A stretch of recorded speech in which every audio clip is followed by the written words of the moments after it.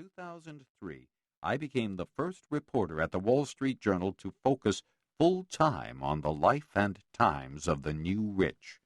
I immersed myself in their world, hanging around yacht marinas, slipping into charity balls, loitering in Ferrari dealerships, and scoping out the Sotheby's and Christie's auctions. I studied up on trust law, high-end investing, and the latest trends in charitable giving. I grilled the top luxury realtors, jet brokers, party planners, and resort managers. Mostly, I bothered rich people. I asked them endless questions and tried to get them to talk openly about their money and their lives. Surprisingly, many did. The resulting articles I wrote about this new culture of wealth proved surprisingly popular with readers.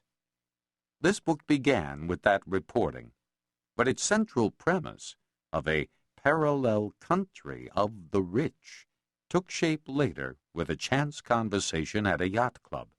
In 2004, I was walking along the docks of Fort Lauderdale's Bahia Mar Marina during an annual yacht convention when I met up with a boat owner from Texas. As we stared out over the hundreds of mega yachts lined up along the docks, most 150 feet or more, flying Caribbean flags emblazoned with fruit, he turned to me and said, "You look at all these boats, and you'd think everyone's making loads of money. It's like it's a different country." The words stuck with me. Today's rich had formed their own virtual country. They were, in fact, wealthier than most nations.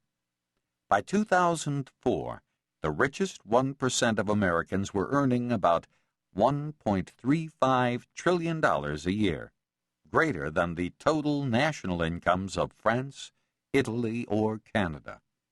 And with their huge numbers, they had built a self-contained world unto themselves, complete with their own health-care system, concierge doctors, travel network, net jets, destination clubs, separate economy, double-digit income gains and double-digit inflation, and language. Who's your household manager? They didn't just hire gardening crews, they hired personal arborists. The rich weren't just getting richer, they were becoming financial foreigners, creating their own country within a country, their own society within a society, and their economy within an economy. They were creating Richistan. As a former foreign correspondent, I set out to explore this new country. I spent 12 months traveling around and interviewing the most interesting Richistanis I could find, all worth $10 million or more. They are people you'd never heard of, since so many of today's wealthy prefer to keep to themselves, and they have little in common with Donald Trump, Bill Gates, Warren Buffett, and the other well-known Forbes 400 superstars we read so much about. Along the way, I discovered a new culture of wealth that's vastly different from old money.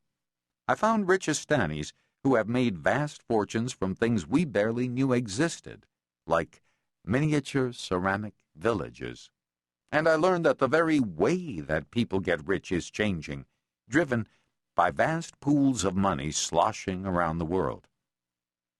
I met a songwriting, jet-setting timber baron named Tim Blixseth, who typifies the new breed of workaholic wealthy who can't stop building empires even after becoming billionaires. And I met a risk-loving entrepreneur named Pete Musser, who lost his entire billion-dollar fortune in the stock market and is now plotting his comeback. I attended a black-tie ball in Palm Beach, where a brash pool toy magnate tried to climb to the top of blue blood society, only to come crashing down, literally, on Donald Trump's ballroom floor. I sat in on a meeting of a wealth peer group, a new kind of group therapy for millionaires who need help with their money troubles. And I spent the day at Rich Kids Camp, where the new silver spoon set learn how to manage all the money they're about to inherit. I jumped aboard some of today's biggest yachts to see how Richistanis are reinventing the notion of conspicuous consumption. I also looked at how